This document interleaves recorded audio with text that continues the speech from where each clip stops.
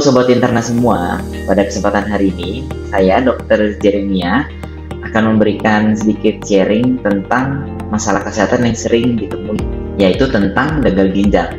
Seringkali kita menemukan ya, atau mungkin juga teman-teman atau juga mungkin pasti juga sering bertanya, kalau kreatinin naik itu apakah langsung berhubungan dengan gagal ginjal ya dok? Lalu kalau misalnya sudah terjadi gagal ginjal, apakah nanti jatuh-jatuhnya ke cuci darah? Nah ini nih yang akan kita bahas nih ya.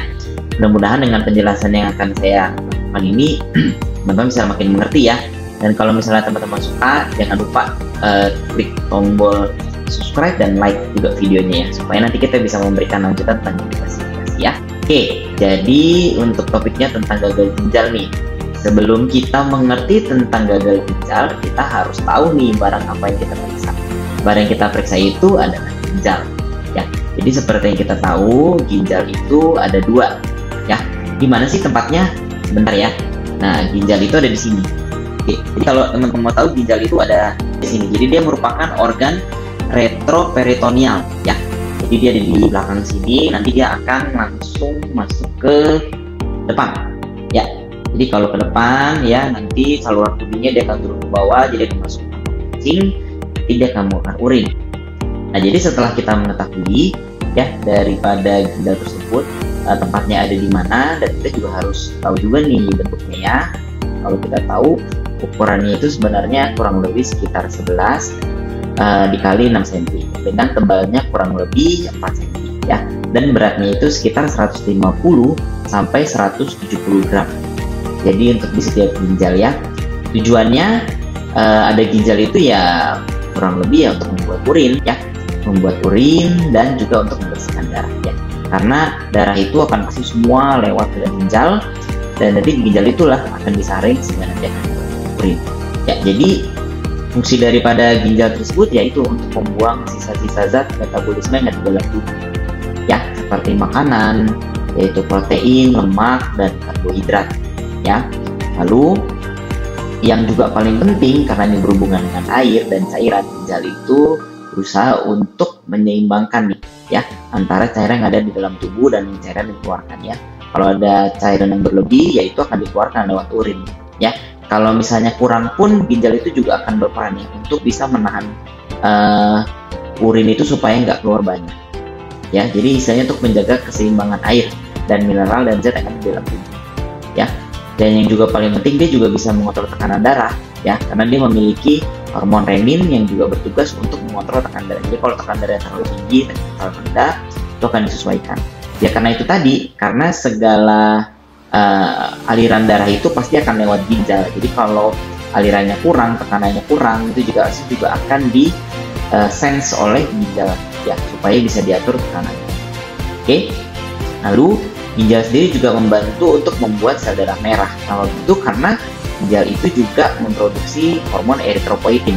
Eritropoietin juga membantu untuk pembentukan dari sel darah merah sehingga HB kita bisa tetap stabil ya.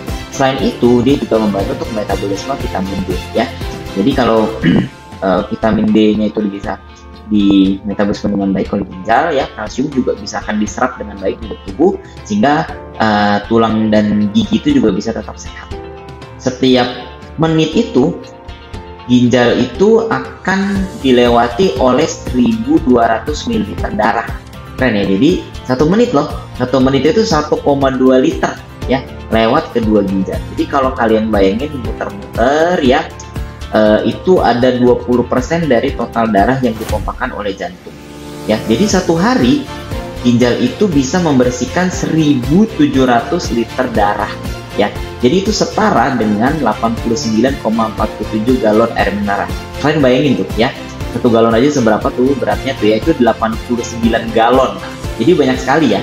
Kalau misalnya nih orang dewasa itu punya sekitar 7-8 liter darah, berarti dia akan berputar selama 400 kali ya.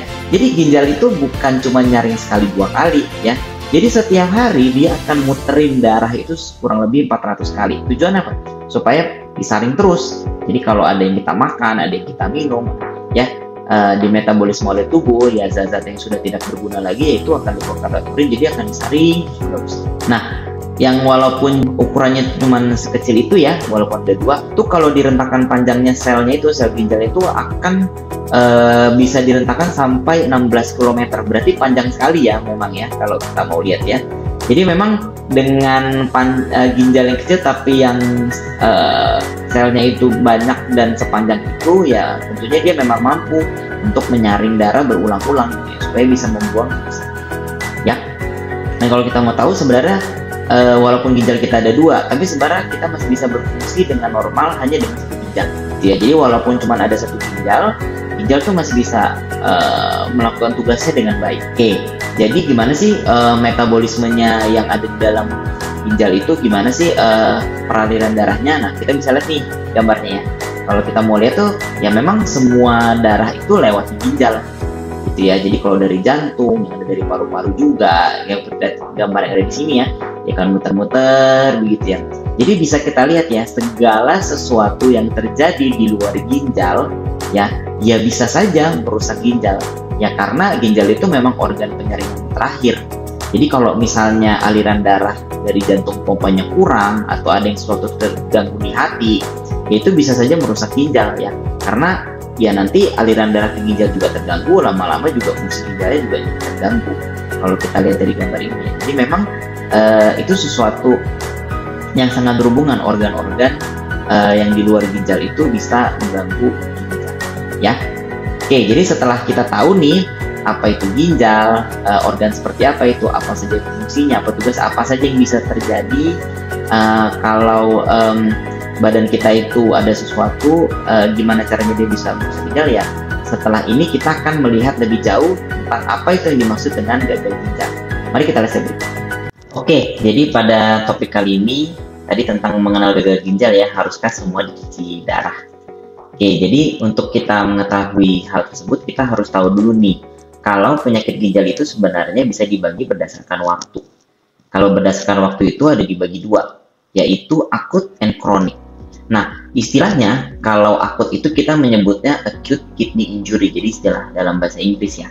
Kalau kronik itu kita menyebutnya chronic kidney disease atau yang disebut dengan penyakit ginjal kronik. Sebenarnya istilah dari penyakit ginjal ini banyak sekali mengalami perubahan ya.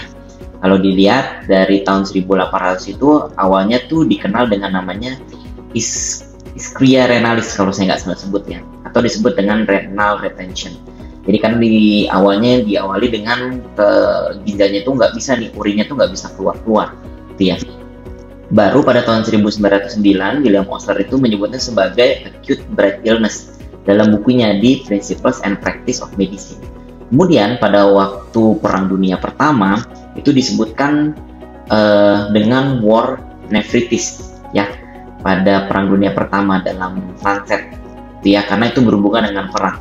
Nah pada waktu tahun 1941 itu berubah lagi tuh, yaitu tentang crush injuries, karena gangguan ginjal atau kerusakan ginjal yang dialami itu lebih banyak terjadi karena ya pada waktu perang, jadi ginjalnya rusak ya pada waktu perang ya. Lalu pada tahun 1951 disebutlah istilah yang disebut dengan acute renal failure atau gagal ginjal akut. Nah jadi waktu itu masih dipakai memang istilah gagal ginjal akut, makanya memang mungkin sekarang orang masih lebih mengenal yaitu gagal ginjal akut karena waktu itu dianggap ginjalnya gagal. Nah tapi seiring perkembangan waktu ternyata istilah itu sudah tidak lagi tepat, karena yang dibilang gagal itu konotasinya nggak bisa langsung kita bilang gagal gitu ya. Makanya istilah yang sekarang dipakai adalah acute kidney injury. Kalau mau di bahasa Indonesia kan itu adalah ya gangguan ginjal akut gitu ya, atau injury atau luka atau jejas ya gitu ya pada ginjal gitu ya, pada luka. Nah kalau kita ngomongin luka kan sebenarnya kita bukan ngomongin sesuatu yang nanti nggak akan bisa sembuh, sebenarnya itu bisa diperbaiki. Nah tapi apakah nanti bisa pulih 100% atau enggak nanti kita bahas. Yang jelas kita sudah nggak lagi sebenarnya menggunakan istilah gagal ginjal gitu ya secara banyak, kita lebih bilang dia acute kidney injury, yaitu penyakit ginjal akut. Oke. Nah, tadi kalau kita bicara tentang akut, ya secara definisi acute kidney injury itu merupakan penurunan fungsi ginjal yang terjadi secara mendadak dalam beberapa jam sampai beberapa minggu diikuti oleh kegagalan ginjal untuk mengekskresikan sisa metabolisme nitrogen dengan atau tanpa disertai terjadinya gangguan keseimbangan cairan dan elektrolit. Istilahnya agak rumit ya, tapi pokoknya itu kalau terjadi secara mendadak, yang terjadi pada ginjal kerusakannya itu kita bilang sebagai acute kidney injury ya, dan penurunan fungsi ginjalnya itu didefinisikan sesuai dengan kriteria yang berlaku. Nah, ini kriterianya memang ada banyak kriteria yang berkembang ya, tapi memang ada dua parameter yang dipakai, yaitu parameter dari serum kreatinin dan juga urin output, jadi jumlah keluaran daripada urin. Ya, kriterianya itu yang awal itu adalah menggunakan kriteria Riffel. Sebenarnya kalau di tabel ini tuh cuman sampai RIF. Sebenarnya kalau mau dilanjutkan sebenarnya Riffel itu sampai ada loss dan end stage, gitu ya. Tapi memang dalam perkembangannya kan tadi seperti bilang karena ada dibilang penyakit ginjal akut, acute kidney injury, jadi lebih banyak digunakan yang di sini. Jadi cuman risk, injury, dan failure. Dan istilah yang berikutnya juga dari Akin dan juga dari KDIGO. Ya, Akin itu acute kidney injury network dan KDIGO itu kidney disease improving global outcomes. Ya, jadi di sini ada kriterianya. Risk itu kalau ada peningkatan lebih dari 1,5 kali kalau menggunakan Riffel. Kalau Akin itu lebih dari 0,3 mg per desiliter, KDIGO juga kurang lebih sama. Dan itu within 48 hours, jadi dalam 48 jam. Gitu ya. Atau naik 1,5 kali sampai 1,9 kali dalam 7 hari, itu kalau pakai kriteria KDIGO. Dan kalau pakai ke kriterianya keluaran urinnya ya, urin outputnya itu kurang dari 0,5 ml per kilogram per jam, lebih dari 6 jam ya. Jadi ini berlanjut terus ke bawah, ada injury, ada failure. Jadi semakin besar peningkatan dari serum kreatininnya atau semakin sedikit kencingnya, yaitu derajatnya lebih tinggi dari kriteria dari acute kidney injury atau AKI ini. Nah, setelah itu kalau kita sudah mengetahui kriterianya, jadi kita harus tahu nih kenapa orang bisa terjadi penyakit ginjal. Apa sih yang bisa menyebabkan? Jadi kalau kita mau berbicara tentang penyebab, tentunya kita harus lihat dari faktor risiko. Faktor risiko itu sesuatu yang memang sudah terjadi di dalam tubuh atau kondisi-kondisi tertentu yang memang sudah terjadi. Nah, kalau paparan itu ya hal yang terjadi pada badan itu yang kondisi yang memperberat gitu ya dari terjadinya suatu penyakit. Ya, kalau kita bicara tentang paparan, tentunya kalau pasiennya ada kondisi infeksi yang berat seperti sepsis atau penyakit yang kritis atau sampai jatuh ke dalam shock, lalu ada luka bakar, lalu misalnya ada kecelakaan, ada trauma gitu ya, atau misalnya pasiennya ada post operasi, baik yang operasi yang non kardiak gitu ya, operasi besar gitu ya, yang dimana akan mempengaruhi dari hemodinamik gitu ya, dari tekanan darah, dari nadi, dari aliran darah gitu, dari aliran cairan, dari perfusi. Nah, itu juga akan mengganggu ginjal sehingga akan menyebabkan terjadinya gangguan ginjal yang akut. Atau misalnya operasi kardiak ya, karena jantung dan ginjal itu sangat dekat sekali hubungannya, kan jantungnya mompa, dia lewat ginjal, ya nanti ginjalnya yang menyaring. Ya kalau misalnya jantungnya ada masalah ya ginjalnya juga pasti kena ya. Atau misalnya ada obat-obatan yang bersifat nefrotoksik atau obat-obat yang merusak ginjal. Nah, jadi itu juga akan membuat ginjal jadi rusak. Lalu misalnya obat-obatan yang dipakai untuk kontras radiologi. Sebenarnya nggak semua gitu, kalau misalnya kita dilakukan pemeriksaan lalu pakai kontras terus ginjalnya langsung rusak. Enggak. Kontras itu tetap diperlukan kalau misalnya ada pemeriksaan radiologi tertentu. Tapi memang ada batasan-batasan yang harus dikerjakan supaya ginjalnya bisa aman. Ya. Atau misalnya ada racun, misalnya kita ada makan atau mengkonsumsi sesuatu yang misalnya beracun yang bisa mengganggu ginjal, bisa aja. Ya. Faktor risikonya kalau misalnya orang jatuh ke dalam kondisi dehidrasi atau hipovolemia, misalnya dia lagi lari tuh, lagi ultramaraton gitu, terus dia nggak minum, akhirnya dia bisa rusak tuh ginjalnya. Atau usia ya, atau jenis kelamin wanita ya, memang karena jenis kelamin wanita ini memang kita lihat massa ototnya lebih kecil, jadi memang secara faktor risiko memang seperti itu ya. Atau misalnya black race ya, ini banyak kaitannya sih, tapi nanti yang ada dari buku itu seperti itu. Oke, atau kalau misalnya memang ada penyakit kronik seperti penyakit ginjal yang kronik, ya itu juga akan memperburuk kondisi ginjal dan juga akan menyebabkan pasien itu rentan terjadi gangguan ginjal akut atau penyakit jantung tadi seperti saya bilang, penyakit paru dan penyakit hati.